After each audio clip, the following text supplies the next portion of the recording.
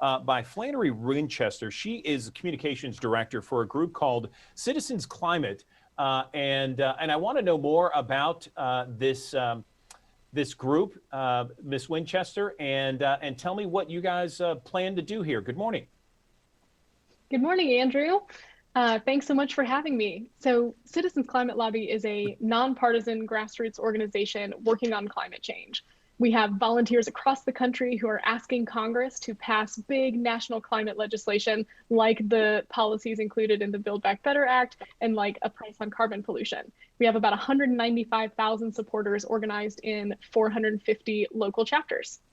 And so what we're doing right now is we're in the middle of a big push to contact President Biden and our senators to urge them to come to an agreement on the Build Back Better Act and pass these major climate policies across the finish line. Okay, so the Build Back Better plan was defeated in the Senate. But there has been talk about doing kind of a piecemeal situation. Is that what you're referring to? Yes, so the Build Back Better Act has passed the House and has actually not come up for a vote in the Senate. They are still negotiating and trying to figure out how to move forward these policies. And what we're hearing is that there's a lot of support from both the president and from senators for the climate provisions in this bill. And those climate provisions would be huge steps forward on tackling climate change. We know that burning fossil fuels using coal and oil and natural gas is releasing carbon dioxide pollution. And that pollution is heating our planet and causing more extreme weather disasters. So last Earth Day, President Biden pledged that America would cut that carbon dioxide pollution in half by 2030. So passing the climate provisions in Build Back Better would signal that America is serious about keeping its promises and avoiding the worst impacts of climate change. Okay, so one of the things in the Build Back Better plan, one of the reasons why it was defeated in the U.S. Senate, at least according to some of those senators, Flannery, was the fact that it was too expensive. And so what I'm trying to figure out is how much specifically would this cost the American taxpayer if this was done piecemeal-wise and this was passed in the Senate? Sure, cost is something definitely to be aware of. And one thing that we are seeing right now is that communities across the country are already struggling with the costs of recovering from extreme weather disasters that are fueled by climate change. So last year, America suffered 20 separate billion-dollar disasters. In 2021, ranked as the third costliest year for extreme weather. And I know in Tennessee, we saw deadly flooding late last summer due to really unusual rain.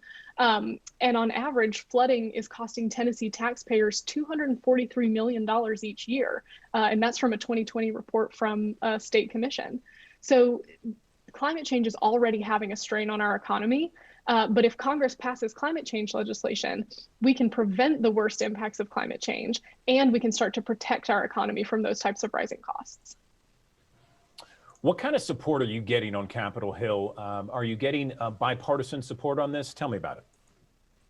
Yeah, actually, just yesterday in a New York Times article, Republican Senator Mitt Romney said, if you really want to do something on climate change, put a price on carbon.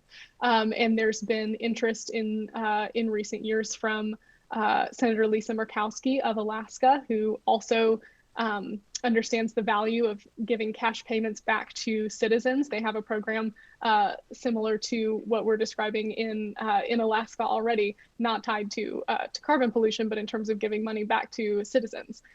So yes, there is broad bipartisan support for this policy, and what we need to build even more support across the aisle, both sides of the aisle, is for constituents to speak up, to contact their representatives and their senators and to say, we need bold climate solutions. We need these policies to pass, and to let them know that that's what we're looking for. Okay, and when do you expect this legislation to kind of move in the Senate? Do we have a time frame? Well, I unfortunately, I can't speak for the lawmakers themselves. It's, timelines and negotiations are ongoing, but I can tell you what our volunteers want. We want them to come to an agreement and to pass these climate policies. As I mentioned, we have 195,000 concerned supporters in every state, every congressional district, who are pushing hard for our lawmakers to come to an agreement.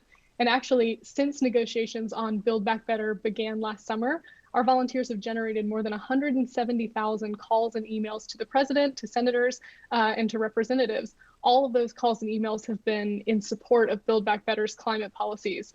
So we're urging our lawmakers to get this done, and I hope they're listening.